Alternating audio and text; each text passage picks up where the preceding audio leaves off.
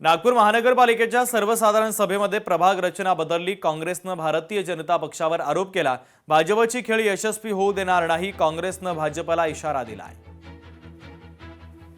निवडणुका सुद्धा आपण ज्या झोनच्या ज्या प्रभागा रचनेअंतर्गत घेतल्या तिथे कुठलीही प्रकारची प्रशासकाला अडचण नव्हती, काम करायला नगरसेवकांना अडचण नव्हती, कारण की सर्वांना ते झोन सुद्धा त्या प्रभागात चारी प्रभागाच्या याला जवळ पडते।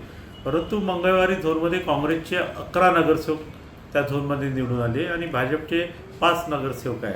हे यांना कुठेतरी खपून राहिलं नाही आणि तिथे हा काँग्रेसचा सभापती होणार हे निश्चित झालेलं आहे आणि हे होऊ नये म्हणून भाजप हे सर्व प्रयत्न करून बहुमतात असल्यामुळे मनमानी कारभार करण्याचा प्रयत्न करत आहे आणि हा आम्ही निश्चितपणाने होऊ देणार। इंधन तुटवड्याचा परिवहन सेवेवर परिणाम होणार नाही, मंत्री प्रताप सरनाईकांनी ग्वाही दिलेली आहे। आखाती देशातील वाढत्या युद्धजन्य परिस्थितीच्या पार्श्वभूमीवर इंधन तुटवड्याची शक्यता व्यक्त केली जात असताना महाराष्ट्रातील सार्वजनिक परिवहन सेवेवर याचा कोणताही परिणाम होऊ देणार नाही, अशी स्पष्ट ग्वाही राज्याचे परिवहन मंत्री प्रताप सरनाईक यांनी दिली आहे।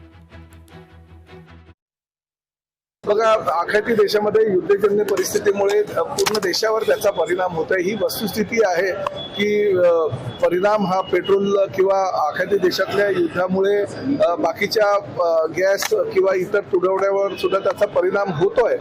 साधारणतः 2 महिने पुरेल एवढा साठा, तेल साठा आपल्याकडे असल्याकारणानं राज्य परिवहन विभाग किंवा आपली जी स्टेट ट्रान्सपोर्ट सर्व्हिस आहे ती कुठल्याही प्रकारे थांबणार नाही याची दक्षता आम्ही घेतोय। गॅसच्या ब्लॅकमेलिंगवर नियंत्रण आमच्या डिपार्टमेंटच्या लोकांनी आणलेलं आहे।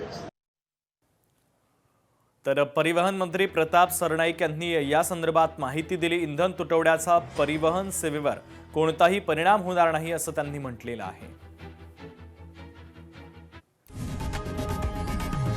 लोकशाही मराठी ऐका, पहा, जागरूक रहा।